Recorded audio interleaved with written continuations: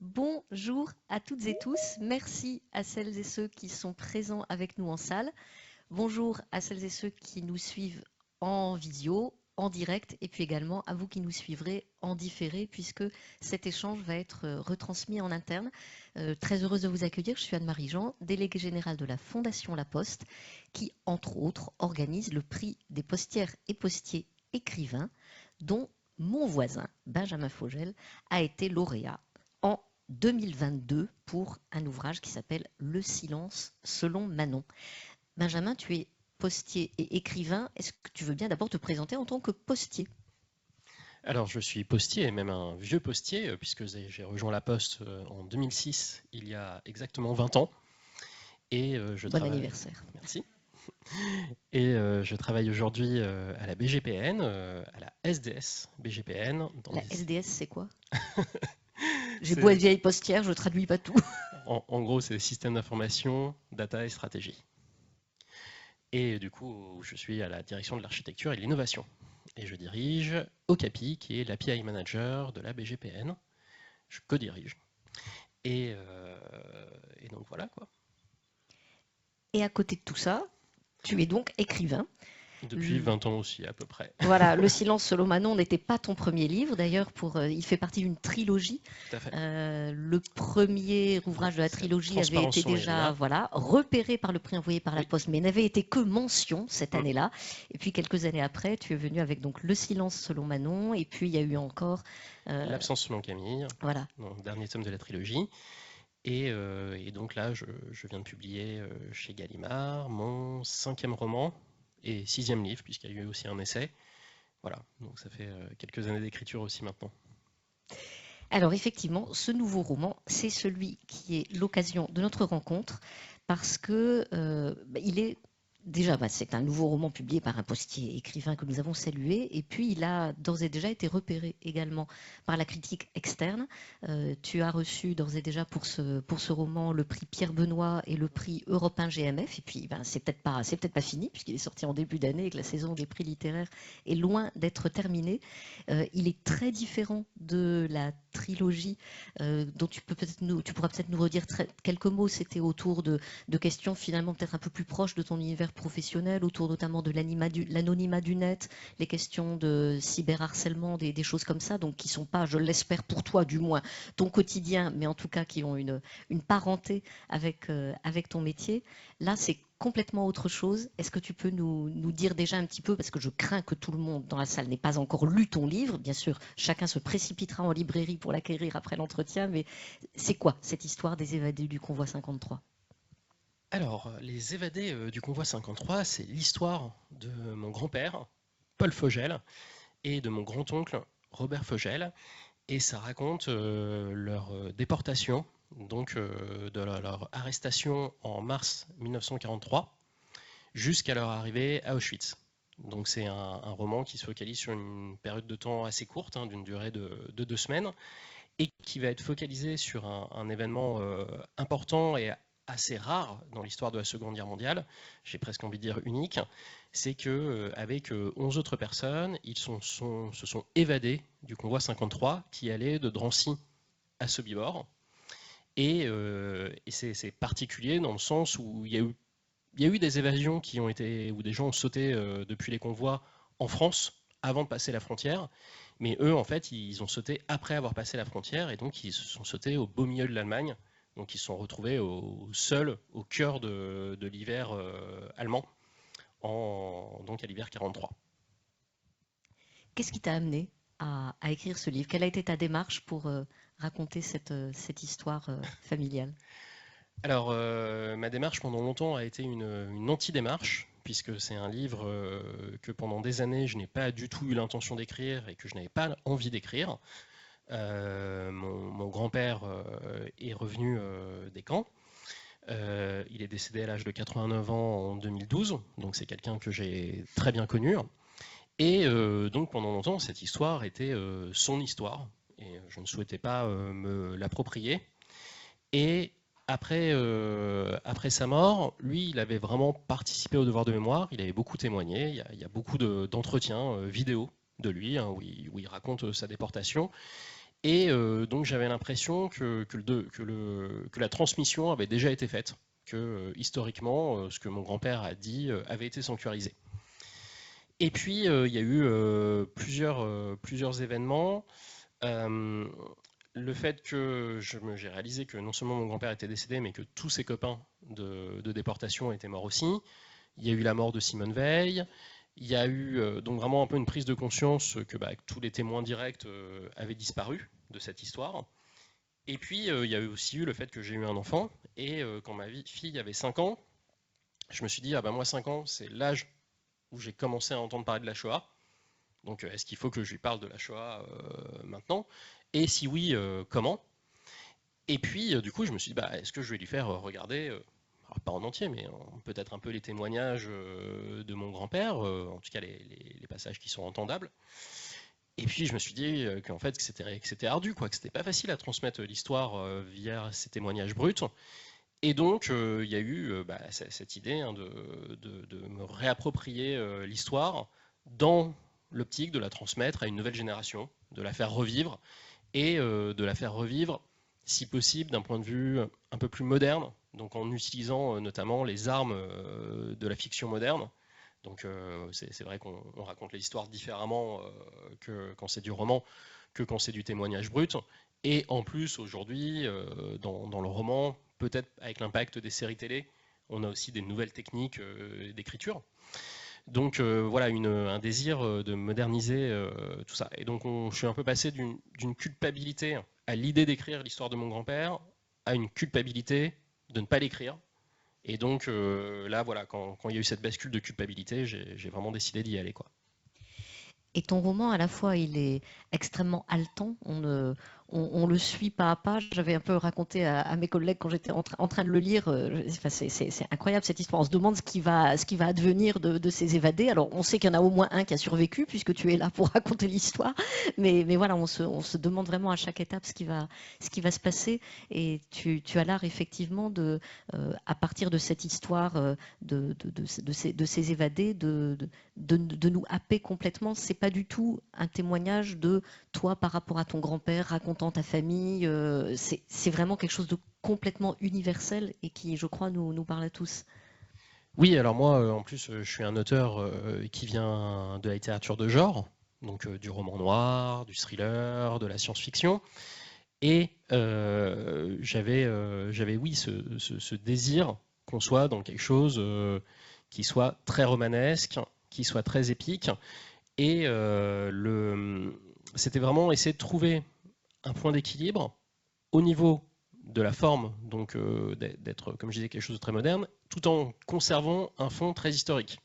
Alors, j'ai essayé que le livre soit effectivement, entre guillemets, haletant, mais je crois que ça reste un livre avec une démarche où j'essaie de me rapprocher de quelque chose de ce que ferait un historien. Donc c'est très très documenté hein. Et il y a beaucoup de passages qui sont des purs passages historiques. Donc il y a vraiment fallu définir un peu exactement le cadre dans lequel la fiction allait s'autoriser à intervenir dans quelque chose de très historique. Donc c'est de la fiction qui n'est utilisée que pour combler les trous au niveau du fond. En revanche, effectivement, pour rentrer un peu dans le détail, on est sur un schéma narratif où on va changer de point de vue et donc de personnage à chaque chapitre. Donc ça, c'est quelque chose aussi que je fais dans tous mes romans, mais qui vient beaucoup des séries. Hein. Vous voyez bien, quand vous regardez une série, dès qu'une scène, on sent que l'attention du spectateur commence un peu à faiblir, on va basculer sur un autre personnage, on va basculer parfois sur une autre temporalité, avec des flashbacks, avec parfois des flashs de ce qui se passe dans le futur. On a tout un panel dans les séries qui permet de dynamiser les actions. Et je pense voilà, que moi, que j'emploie totalement. Et donc avec aussi un peu des effets de cliffhanger, de finir les fins de chapitre sur quelque chose qui laisse un peu en haleine. Et donc c'est vraiment cette idée de mettre le dispositif de la fiction au service de l'histoire et de la transmission. C'est très intéressant tout ce que tu viens de nous dire, notamment sur ta technique narrative, parce que en, en ayant lu ce livre-là, qui est évidemment extrêmement différent des précédents, je m'étais dit, il y a une parenté quand même avec ce que j'avais déjà lu. Et en fait, c'est quand voilà, tu m'as expliqué, quand on a discuté ensemble, que tu m'as expliqué que c'était ça ce système, je me suis dit, mais bon sang, évidemment, c'est ça qui fait qu'il y a cette parenté, alors même que les histoires n'ont rien de commun. Alors on peut aller même plus loin, c'est-à-dire que globalement les gens m'ont dit ah tu changes complètement de genre littéraire, ah c'est très différent de ce que tu as fait avant, et quand on me l'a dit ça m'a beaucoup surpris, parce que moi j'avais l'impression d'être exactement dans la continuité et d'être très proche de ce que je faisais avant. Déjà pour une question de forme, puisque effectivement tous mes précédents romans sont écrits avec ce dispositif de un chapitre égale un personnage égale un point de vue, des changements de point de vue très rapides avec des chapitres qui sont souvent assez courts, des moments où tous les personnages vont se rejoindre et où il va y avoir toujours dans mes romans, il y a un chapitre où là tous les personnages sont mélangés. C'est un peu le moment où le roman fait collectif et où tous ces points de vue qui étaient isolés se rejoignent dans la même scène. Donc il y a une proximité de forme qui est assez forte. Et sur le fond, ma trilogie, ça raconte, pour la pitcher rapidement, hein, c'est une histoire qui se passe sur 40 ans et qui va suivre les impacts en France et dans le monde de l'interdiction de l'anonymat sur Internet. Donc c'est une décision politique qui est prise pour plein de raisons qu'on découvre dans le silence selon Manon. Et cette décision d'interdire l'anonymat, qui peut paraître une décision un peu secondaire et j'ai presque envie de dire qui va passer sous le radar au moment où elle est prise, en fait va complètement modifier la manière dont fonctionne le pays et la place que va prendre la vie virtuelle. Et du coup, va y avoir ça va déboucher sur des choses, notamment sur la question de la transparence et sur le fait, à partir du moment où les gens génèrent des données qu'on sait qui sont liées à leur véritable identité, est-ce que ces données ne sont pas un bien commun qui vont permettre de nourrir les États et donc de diriger les pays un peu comme on dirige les entreprises, donc c'est-à-dire avec du management par les chiffres, avec des KPI, avec des indicateurs, et plus avec l'intelligence artificielle et les algorithmes qui viennent par-dessus, un pilotage fin, entre guillemets, au plus près des vraies données des gens. Et donc, du coup, on rentre dans une société où les données deviennent un bien commun, où elles deviennent transparentes et publiques, où il y a un changement de rapport complet à la vie privée, et où, du coup, d'une certaine manière, on bascule dans quelque chose qui convient très bien à plein de gens, mais qui peut être aussi perçu comme très liberticide, voire, au fur et à mesure de l'évolution de la trilogie, comme totalitaire. Et donc, du coup, si je synthétise, la trilogie, ça parle, du coup, d'un système totalitaire, de la chute des démocraties, de la question des identités personnelles, de la question de l'anonymat. Et en fait, tout ça, c'est exactement les mêmes thèmes que les évadés du Convoi 53. C'est-à-dire qu'il y en a un qui se passe dans le futur et un qui se passe dans le passé, mais on est exactement sur le même sujet.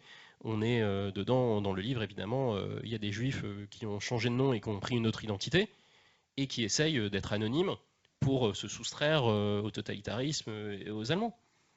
C'est exactement les mêmes. En fait, c'est vraiment les mêmes sujets, quoi. Donc, je trouve ça intéressant parce que ça montre aussi que en fait, en tant qu'auteur, thématiquement, quand on creuse des sujets, je pense qu'ils sont au cœur de ce qu'on essaye de faire. Ça peut prendre des formes différentes, mais là, c'est même pas le cas puisque la forme est assez proche. Mais ça peut surtout se déployer dans des univers très différents. Et là, c'est ça qui est intéressant, c'est qu'en fait, que vous traitiez le réel sous une forme historique ou que vous traitiez le futur sous une forme projective, en fait, vous pouvez interroger le monde contemporain sous un angle différent, mais ce sont les mêmes interrogations.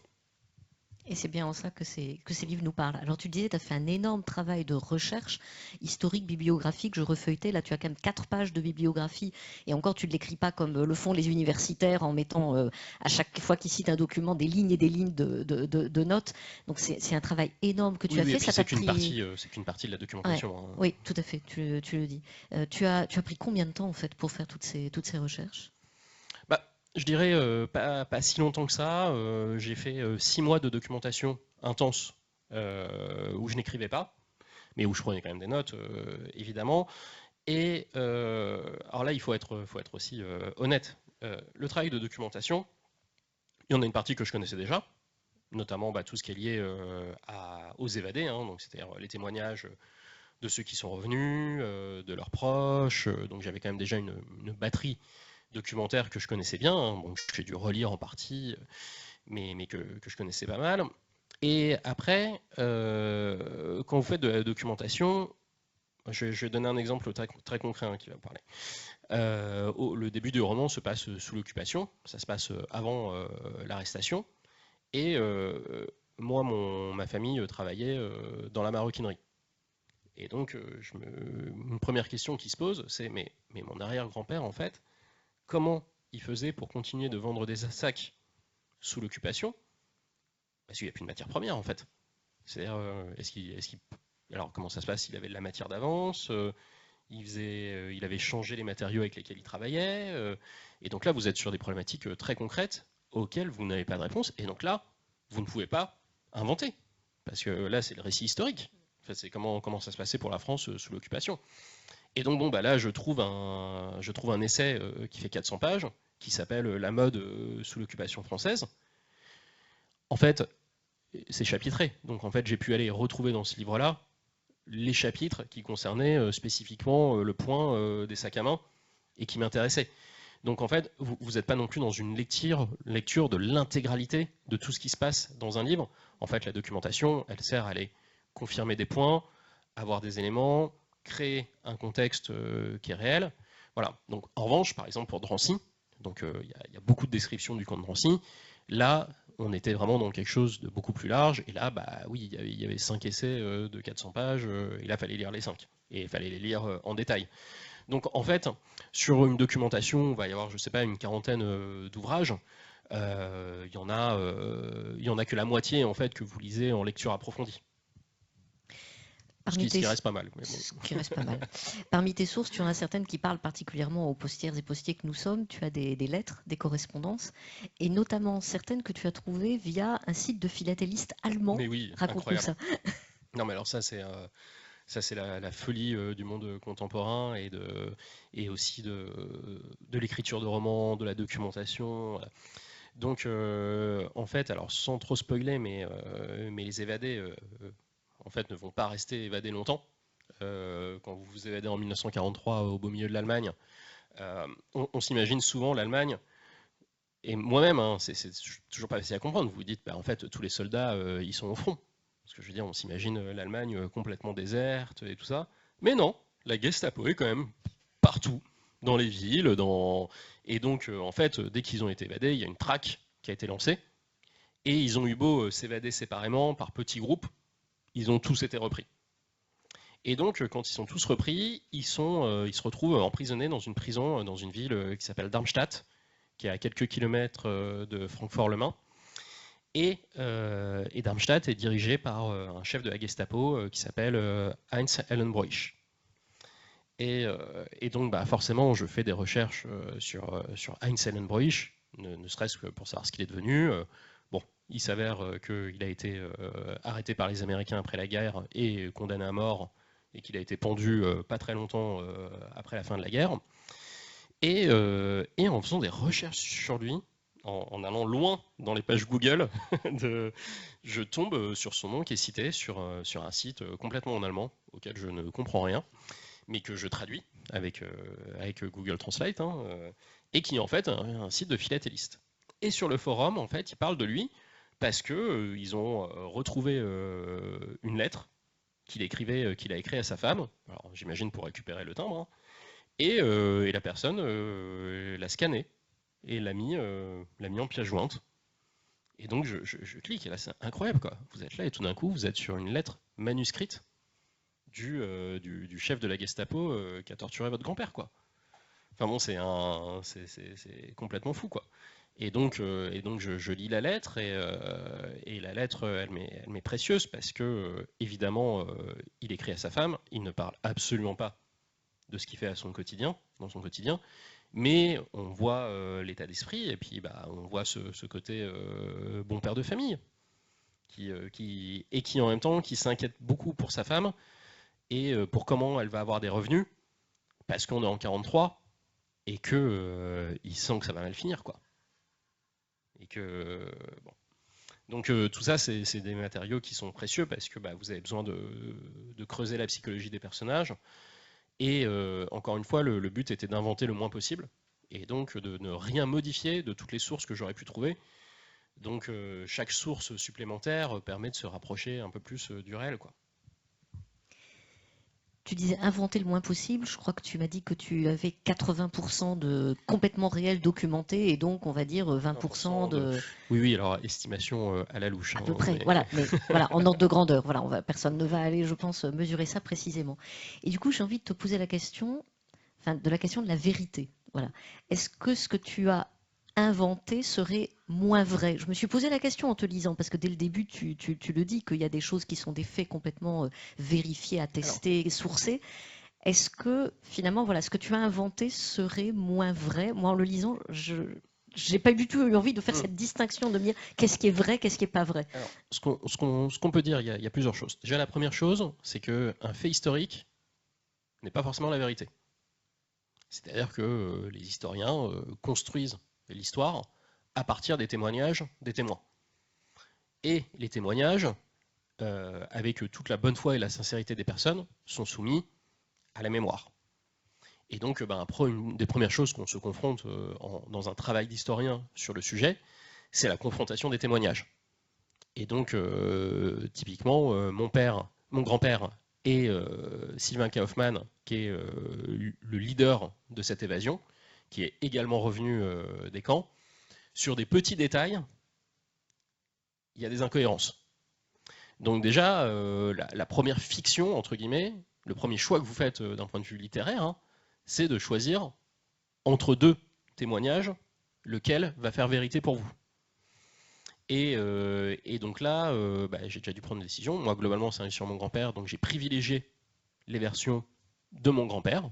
Mais il m'est arrivé que, quand mon grand-père n'était pas impliqué, entre deux autres témoignages contradictoires, de choisir celui qui était le meilleur pour la puissance du roman. Donc il y a des choix opportunistes. Donc déjà, cette vérité, elle passe par le filtre de la mémoire des témoins, et puis elle repasse par le filtre de l'auteur. Après, la deuxième chose qui est assez passionnante et qui est assez folle, c'est que si j'avais raconté cette histoire en me collant strictement à ce que j'en savais, et que je n'avais pas mis ces 20% de fiction, il y aurait eu du coup des trous à des moments, hein, on serait passé d'une scène à l'autre, sans savoir quel était le cheminement entre les deux. Et bien si vous faites ça, le roman, il paraît beaucoup moins réel que si vous ajoutez la fiction. Donc c'est d'ailleurs, en fait, la fiction vient vraiment renforcer le réel, parce que elle éclaire les zones d'ombre, et elle rend compréhensible ce qui parfois est incompréhensible. Si je vous raconte cette histoire d'évasion en disant ah bah ils ont sorti des couteaux-ci de leur poche et ils ont commencé à scier le plancher, il y a un moment où on me dire mais comment ils ont des couteaux-ci? Donc il faut raconter comment ils ont eu des couteaux-ci. Et là, en fait, eux, moi, mon grand-père, quand il raconte cette histoire, toute ma vie, je l'ai entendu dire on avait des couteaux-ci et on acier. Il m'a jamais expliqué comment il avait eu les couteaux-ci.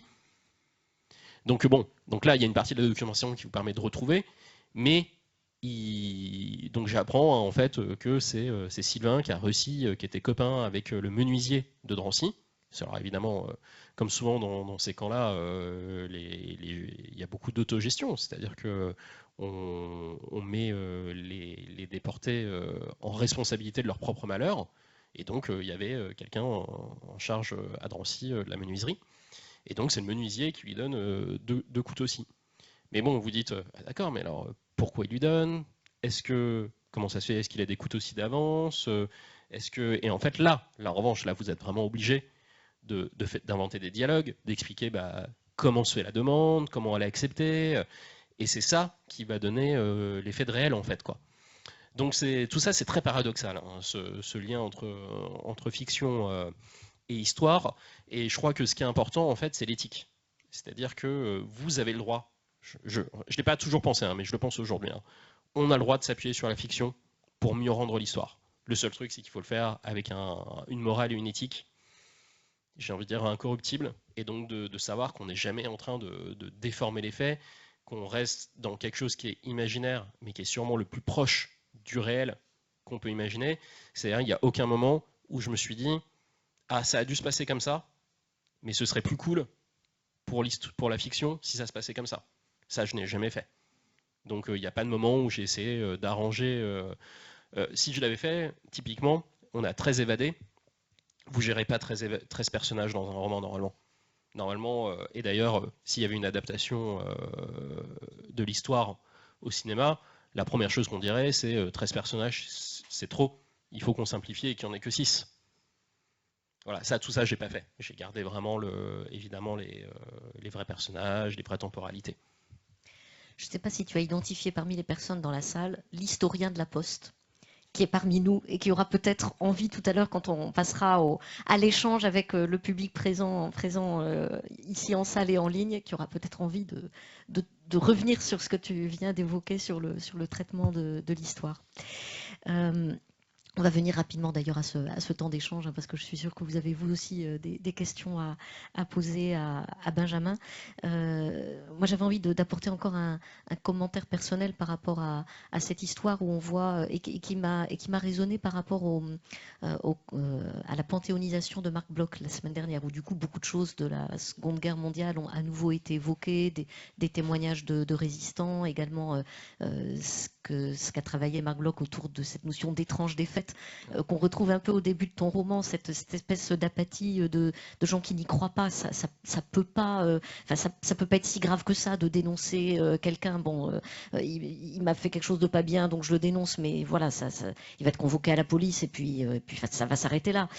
Dans les camps, les gens qui soignent leurs affaires, etc., parce que là où ils vont être en camp de travail, ça va être dur, mais voilà, cette incapacité à envisager le pire, que Marc Bloch traduit très bien dans L'étrange défaite. Et puis en même temps, ce que je voyais dans ton livre et que j'ai revu dans des témoignages là, à l'occasion de la panthéonisation, c'est cette idée d'avoir été dans un bonheur intense aussi, pour ceux qui étaient dans la résistance, pour ceux qui ont essayé de faire des choses, que la solidarité qui naissait de cette situation faisait qu'il y avait un caractère extrêmement dramatique, mais aussi quelque chose de profondément humain, et dans le meilleur de l'humain et de l'engagement. Et voilà, ça a résonné, je voulais te l'exprimer, et peut-être as-tu envie de réagir. Alors oui, je peux énormément réagir sur ces questions-là. Je commence par la dernière partie, sur la question du sens du collectif. On est dans des récits qui sont très durs, hein, qui sont violents, on ne va pas revenir dessus, et pourtant, c'est vrai que, en tout cas dans les retours de lecteurs, il y a des gens qui m'ont dit que le livre leur avait fait du bien, et qui leur avait apporté de l'espoir, alors que, clairement, sans spoiler la fin, c'est pas vraiment une happy end, quoi. Parce que dans ce livre, et c'est le cas dans la plupart, hein, des tragédies de l'histoire, il y a beaucoup de fraternité. Alors de fraternité, je l'entends au sens large, hein, de la fraternité entre frères, hein, entre Paul et Robert, de la fraternité, hein, sur des duos de frères qui vont se reformer, hein. Au sein des évadés, on a un type de 29 ans qui va prendre sous son aile un gamin de 15 ans et qui va décider de le protéger comme si c'était son petit frère. On a une fraternité de collectif, hein, au sein des 13 évadés, mais au-delà, hein, de gens qui font front commun contre les tragédies. Et puis, bon, il y a quand même cette notion d'égalité, liberté et fraternité, qui même s'il est très très mis à mal au moment de cette période, parfois ressort, hein, comme ce moment où les déportés vont se mettre à chanter la Marseillaise. Donc moi je crois que ça c'est important, et c'est ce que je voulais, hein, c'est de montrer que dans toute tragédie, il y a de la résistance, et cette résistance, elle est portée par un sentiment de solidarité, par quelque chose de fédérateur, et par ce moment où les hommes refont collectif au sein des tragédies. Et donc ça, c'est quelque chose qui me paraît assez essentiel et qui doit être mis en valeur. Pour la question de l'étrange défaite, alors c'est assez passionnant de remettre en lumière aujourd'hui ce texte, parce que, effectivement, pour les parallèles qu'on fait avec le réel, et je pense j'ai essayé de faire pareil dans mon livre, c'est toujours pour ça qu'on s'intéresse à l'histoire, c'est sur la question, sur l'effet de sidération. C'est-à-dire que, en fait, il y a vraiment d'abord un effet de déni, de se dire, donc dans le cas de l'étrange défaite, la guerre ne va pas arriver, mais non, mais Hitler ne va jamais envahir la France 20 ans après la Grande Guerre. Un côté des gens qui vont dire mais non, mais il ne faut pas être belliciste et l'important c'est la paix, et donc c'est-à-dire des fortes oppositions politiques. Et puis bon, ce truc incroyable où on a déclaré la guerre à l'Allemagne, on a débarqué chez eux pour honorer nos engagements par rapport à la Pologne, et une fois qu'on est arrivé là-bas, en gros on a dit bon bah ouais, vous voyez, hein, on a bien respecté, on a bien attaqué l'Allemagne, on a bien débarqué chez eux, et puis après on s'est dit entre guillemets, on va pas en gros jouer la carte de l'escalade et on va rien faire et puis on va se retirer quoi. Donc on voit ce et alors on peut dire qu'il y a du déni, hein, peut-être, mais en fait il y a surtout de l'optimisme. Et ça, je pense que bah, c'est pareil par rapport à la Shoah. C'est-à-dire que moi, ma famille, pendant longtemps, s'est dit, mais non, mais on va jamais, on va pas nous tuer alors qu'on est français, que la judéité, ça ne représente quasiment rien pour nous au quotidien, on n'est pas religieux, on ne croit pas en Dieu. Tout ça, ça paraissait absurde et pas possible. Et donc, bon, je pense qu'on peut faire plein de parallèles, y compris avec le dérèglement climatique.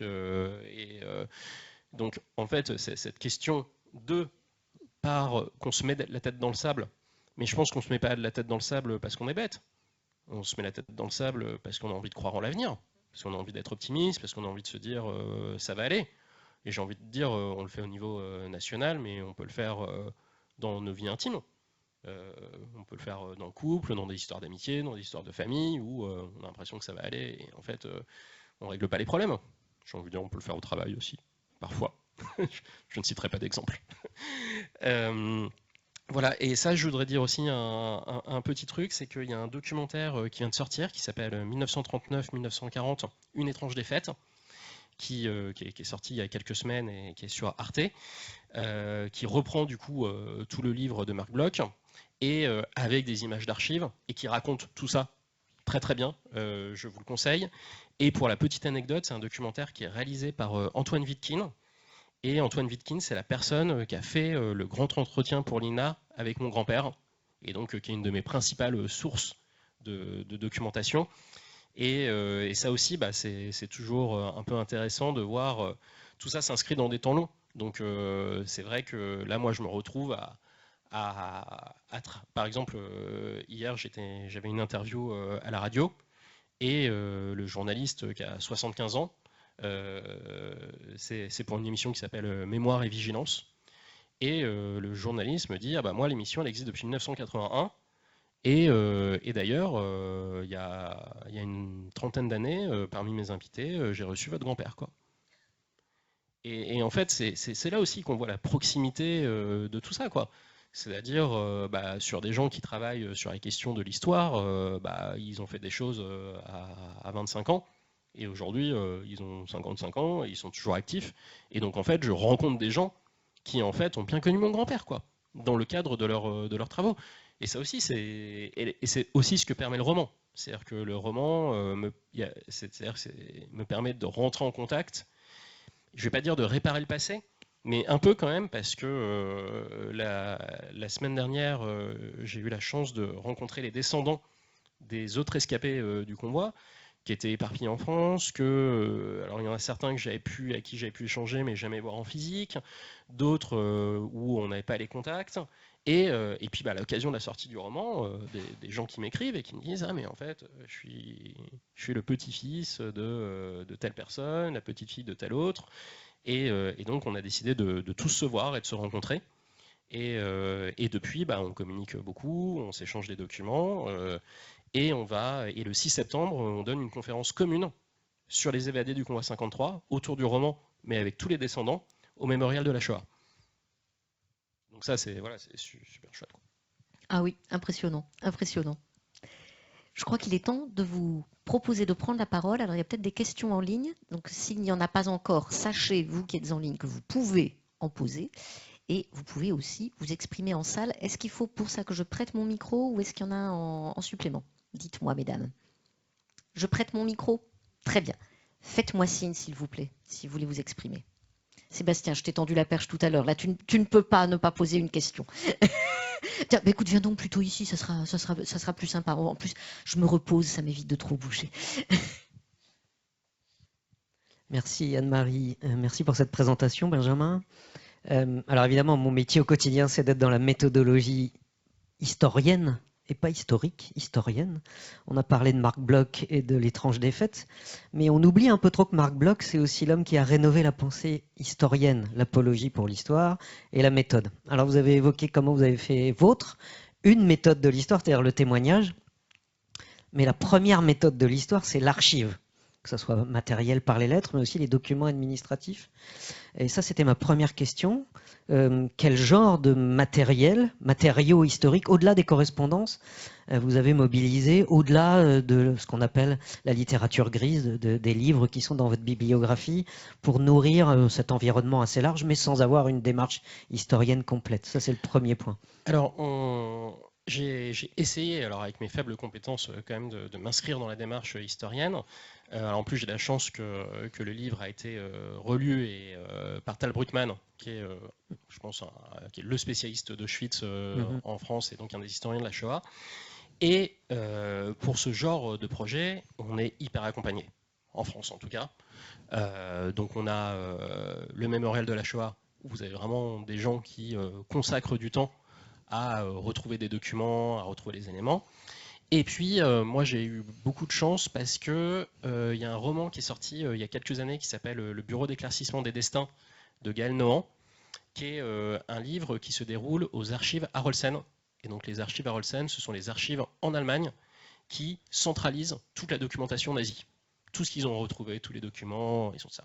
Et Gaël, que je connais bien, du coup, m'a mis en contact avec la directrice des archives Harolsen, donc qui est en Allemagne, à qui j'ai pu expliquer mon projet.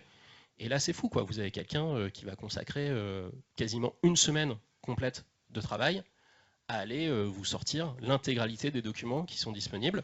Et donc, moi, sur les 13 évadés, j'ai toutes les archives, quoi. C'est-à-dire, j'ai tout leur parcours, dans quel convoi ils étaient, les tamponnés par les nazis, le bulletin d'entrée à Auschwitz. Donc et ça va même à, il y en a un qui est revenu. J'ai la lettre de sa demande de pension de compensation à l'État où il explique de l'aide de motivation en gros, de pourquoi voilà, là on vit dans un monde de l'archive, c'est vrai que j'aurais pu plus le préciser, qui en tout cas autour du traumatisme de la Shoah est hyper bien documenté et avec des gens qui continuent d'être très très actifs encore aujourd'hui. Pour dire, les archives Harolsen, en ce moment, ils sont sur un gros projet ils ont récupéré des dernières lettres de déportés qui n'ont jamais été envoyées et donc qui sont dans leurs archives. Et là, ils sont en train de faire une démarche pour restituer aux descendants ces dernières lettres qui n'ont jamais été envoyées 80 ans plus tard, quoi. Et donc ça, vous avez des gens dont c'est le métier, quoi. Donc voilà, et puis alors après vous complétez avec des archives militaires, des archives de police, la documentation elle est forte là-dessus. Puis bon, et puis alors, évidemment on l'a dit, les lettres qui sont la matière première. Moi il y a un des évadés qui quand il était à Drancy a beaucoup communiqué avec sa tante et à la mort de sa tante, son fils a retrouvé dans une malle toutes les lettres et il a transcrit toutes les lettres et donc j'avais 200 pages de correspondance. Donc tout ça, c'est sûr que c'est une matière qui est unique et sans laquelle, pour le coup, moi j'aurais pas pu écrire ce livre parce qu'en fait, tout simplement, les 13 évadés, moi je connaissais mon grand-père, mon grand-oncle, ceux qui sont revenus, mais bon, il y en avait beaucoup d'autres. Et connaître leur nom, connaître leur date de naissance. Et donc là, alors il y a aussi tout le travail de Serge Klarsfeld sur le détail de tous les convois, et donc de qui est revenu, pas revenu dans les convois. Mais donc du coup, il faut s'éplucher les listes de qui était dans le convoi 53, et de voir les statuts des gens. Et ça aussi, ça allait beaucoup plus vite avec les archives Harolsen, qui m'ont beaucoup aidé, quoi. Deuxième question à évoquer avec vous. Est-ce que l'arrière-plan PTT, qui n'est pas le même acronyme en Allemagne qu'en France, apparaît dans votre roman? Je n'ai pas eu le plaisir de vous lire encore, mais je m'y plongerai. Mais est-ce que le rôle du télégraphe, du téléphone, dans la façon dont le roman se déroule, voire même de la lettre, ou de postiers par leur intervention, ou leur capacité à être sur le terrain et à être des informateurs, peut-être de la Gestapo côté allemand, fait partie de votre récit? Alors, malheureusement, pas trop, parce que le récit est essentiellement vu du point de vue des déportés, hein, et donc qui ont très peu de ressources. Les lettres qu'ils envoient, Ça aurait pu être un élément fictif, fictionnel oui, de non, votre non, je réflexion. l'ai pas, non. Vous êtes postier. Ouais, non, je pense que mes activités de postier se ressentent plus dans la trilogie avec les questions de l'identité numérique que là. Alors, je pense qu'en filigrane, on voit bien en tout cas le rôle des lettres et de la communication, des cartes postales. Donc, mais en revanche, à cette époque-là, on est sur un acheminement où c'est plutôt du main à main. En fait, les mots étaient parfois jetés depuis les fenêtres soit des convois, soit de Drancy. Mais bon, il y avait encore hein, les lettres circulaient, hein, c'est-à-dire les déportés, quand ils étaient internés, mais ça c'est toujours ça qui est un peu fou, c'est-à-dire que les gens sont internés dans des conditions qui sont inhumaines, mais en revanche, ils ont le droit d'envoyer du courrier et ils ont le droit de recevoir des colis. C'est-à-dire que leur famille peut leur livrer à manger, du savon, des produits Le d'hygiène. rôle de la Croix-Rouge et le rôle des conventions internationales. Et puis alors pour le coup, c'est pas de la gentillesse hein, du côté allemand. C'est qu'en fait, les Allemands aussi refusaient de payer pour nourrir les internés. Donc en gros, ils autorisaient les colis des familles parce qu'en fait, ils ne voulaient pas gérer ça et c'était une charge qui était donnée aux familles. Mais du coup, il y a ce truc très bizarre, effectivement, de voir que les gens vivent dans des conditions vraiment inhumaines, sans hygiène, sans tout ça, mais qu'à côté de ça, ils ont la possibilité de communiquer. Mais bon, bien évidemment, ce courrier, il est lu et relu, et donc, et on le voit bien dans les lettres de Hugues Steiner, hein, le fameux évadé que je disais, dont j'ai beaucoup de lettres. Les lettres, c'est essentiellement des demandes, des listes de quoi il a besoin pour. Et là, c'est incroyable, il a 15 ans, et dans les listes, il voudrait un livre de grammaire, un livre de géographie, pour continuer à étudier alors qu'il est emprisonné à Drancy, quoi. Et si je peux abuser, Anne-Marie, une question peut-être plus personnelle, qui nourrit aussi ma curiosité dans le débat sociétal entre les sciences humaines et sociales et les sciences dures. Vous êtes dans un environnement professionnel autour de la data, de l'informatique, du numérique, bref, des colonnes, des chiffres, du binaire. Et vous vous exprimez apparemment avec beaucoup de talent dans le monde des sciences humaines et littéraires. Est-ce que l'écriture est un exutoire? Alors, pas du tout. Et moi, je pense que mes deux activités sont très complémentaires et se nourrissent énormément. Je trouve que. Et personnellement, je suis quelqu'un qui fait très peu la séparation entre les deux. Je dis pas que écrire des mails au boulot, c'est la même chose qu'écrire un roman, mais j'y vois quand même beaucoup de points communs. Au travail, forcément, quand on co-dirige une entité, il y a beaucoup de tableaux Excel, hein, des chiffres, de la finance et tout ça. Moi, tous mes romans sont en premier lieu structurés sur Excel. Donc je structure avec ma liste de personnages, les chapitres, et je vais remplir dans les cases qu'est-ce que à chaque chapitre il va se passer pour chaque personnage, et j'essaye d'avoir une ligne chronologique qui est comme ça avec dans chaque case des bullet points, et puis quand je vais écrire, je vais transformer le bullet point qui est dans le tableau Excel en un paragraphe. Et puis, je crois que même dans ma manière d'écrire, j'utilise beaucoup les méthodes agiles, qui sont les méthodes qu'on utilise dans le web, avec cette idée d'être vraiment sur des cycles itératifs, de produire, d'améliorer, et de ne pas être dans quelque chose où j'ai un besoin au début, je travaille dessus pendant 2 ans, et je regarde le résultat à la fin. Donc d'être au contraire dans quelque chose de très dynamique, où ça va peut-être se réadapter toutes les semaines, où on va revenir en arrière, changer des lignes, et on ne va pas attendre d'avoir un produit fini pour se rendre compte qu'il y a quelque chose qui dysfonctionne dans la narration. Donc je trouve que les méthodes web d'aujourd'hui m'aident beaucoup. Et puis à l'inverse, moi je trouve que, alors là c'est peut-être pas à moi de le dire, hein, c'est comme ce que je dis, c'est plutôt mon chef, Denis Weiss, qui devrait juger de ça. Mais je trouve que l'écriture m'apporte de la facilité dans ma manière de concevoir, de réfléchir vite, de synthétiser. C'est un exemple que je donne souvent, mais moi je me souviens à la fin de mes études, il fallait rendre un mémoire, donc un mémoire d'une vingtaine de pages, et c'était notre angoisse aux étudiants, ce mémoire de fin d'études, quoi, qui fait, je sais pas, moi aujourd'hui un mémoire de 20 pages, c'est 2 jours de taf, quoi. Enfin, c'est vraiment un truc qui me... Quand on écrit tous les jours et qu'on sait qu'on est capable de produire, alors un roman, là il fait 300 pages, mais la première version c'est 600 pages, quoi. On écrit toujours beaucoup et on coupe après. Donc quand vous savez que vous pouvez écrire 600 pages sur un an, bon bah écrire un truc de 20 pages, ça vous fait pas peur, quoi. Donc je pense qu'aussi ça change le rapport à la production de l'écriture. Et donc moi j'ai tendance à considérer ça vraiment comme un atout. Et je trouve qu'en fait la littérature nourrit l'aspect scientifique et l'aspect scientifique nourrit la littérature. Et au final, les deux s'imbriquent, hein. Je pense que les deux sont plus forts en étant conjoints que séparés. Parce que je veux dire, vraiment une pure analyse scientifique, si vous êtes capable au moment de la synthèse de mieux la structurer, de mieux la communiquer, de mieux la transmettre, d'être plus pédagogique, c'est tout ça, c'est des atouts, quoi. Je reprends au micro pour que ceux qui sont à distance l'entendent. Sébastien demande de façon taquine à Benjamin si l'éducation nationale lui a déjà proposé de venir intervenir. Alors, au niveau de l'éducation nationale, il devrait y avoir des choses autour du roman. Mais bon, sur la question de la transmission de l'histoire, j'imagine on va essayer d'organiser ça avec le mémorial de la Shoah. J'espère que ça débouchera sur des choses.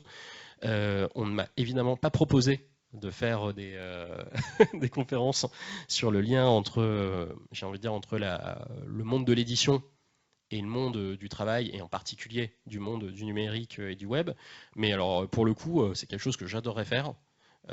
Moi, je trouve qu'il y a énormément de passerelles, et rien que ce que je disais tout à l'heure, de se dire que les méthodes agiles peuvent en fait s'appliquer à l'écriture, je trouve ça fou, quoi. C'est génial.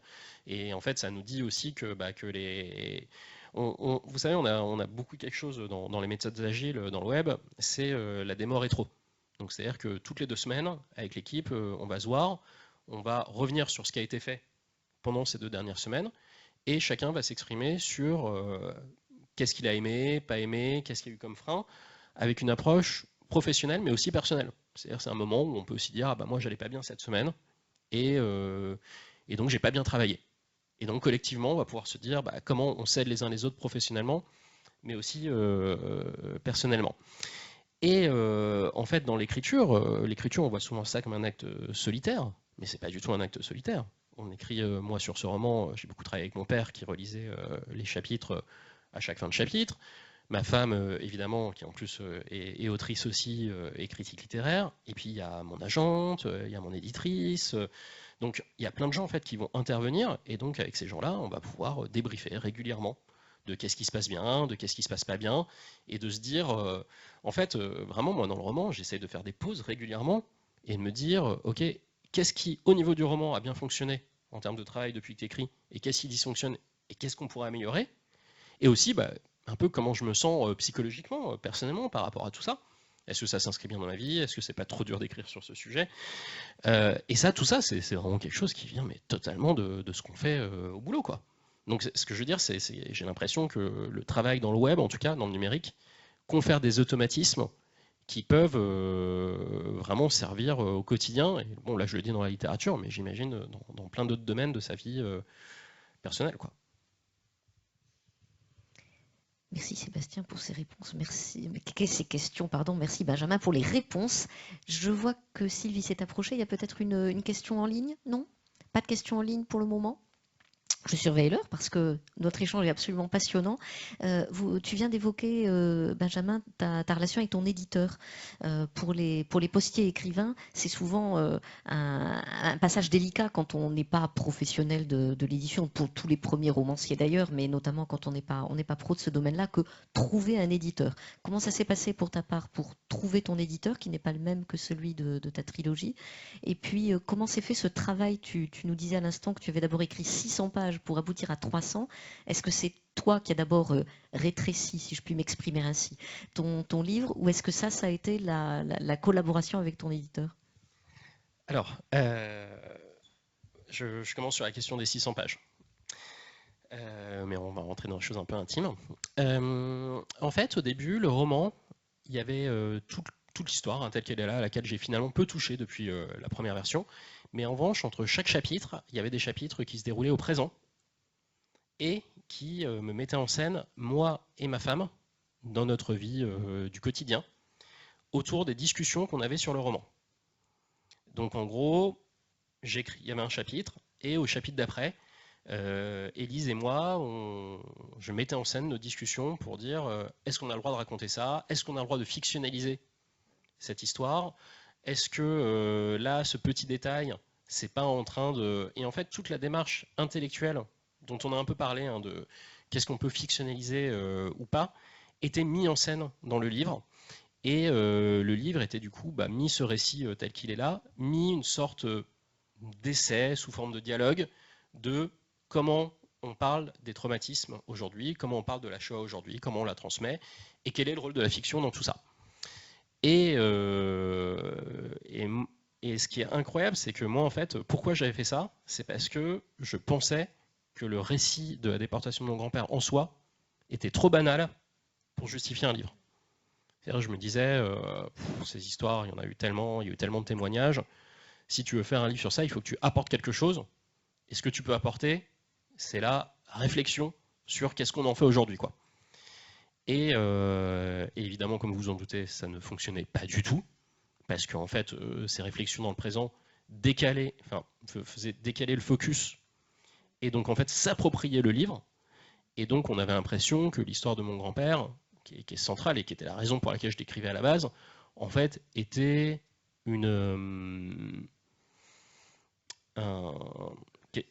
oui, voilà, quoi, quelque chose que j'utilisais pour raconter autre chose, quoi. Un prétexte, exactement. C'était un prétexte. Et donc voilà. Donc là, c'est quelque chose dont on s'est rendu compte assez tôt. Et donc là, c'est là que je fais la jonction avec comment on trouve un éditeur. Alors moi, je peux vous raconter comment on trouve un éditeur quand on écrit son premier manuscrit et qu'on cherche un éditeur. Mais c'est un autre sujet. Parce que moi, là, c'est mon 5e roman. Et donc, en fait, la trilogie, elle a quand même plutôt bien marché. Et donc, après, je suis entré dans la phase où, en fait, j'ai une agente. Et j'ai une agence qui me représente. Et donc, maintenant, quand j'ai un nouveau texte, en fait, c'est mon agente qui va aller chercher des éditeurs. Et donc, sur ce projet-là, c'est un projet qui était, pour le coup, différent en termes de collection de ce que j'avais fait avant. Ça ne pouvait pas sortir chez Rivage Noir, maison d'édition, enfin collection dont je suis très très proche et dont je suis très proche encore. Et donc il y a eu la question de ça sort chez qui? Et donc là, avec c'est mon agent, on a fait une liste des éditeurs qu'on voyait bien, on l'a envoyé avec Gallimard, et avec Gallimard, ça l'a fait quasiment tout de suite. Donc ça a réglé la question, quoi. Et donc ce passage de 600 à 300 pages, ça a été fait avec mon agente. C'est-à-dire que dès le départ, quand mon agente elle a lu le texte, et en fait, elle a vu que ça dysfonctionnait, mais en fait, je savais que ça dysfonctionnait. C'est juste, là, on est encore dans le déni. On revient sur le déni, quoi. J'avais un peu l'espoir et l'optimisme qu'on me dise ah non, c'est génial, et que ce soit moi qui me trompe. Mais non, en fait, évidemment que ça ne marchait pas.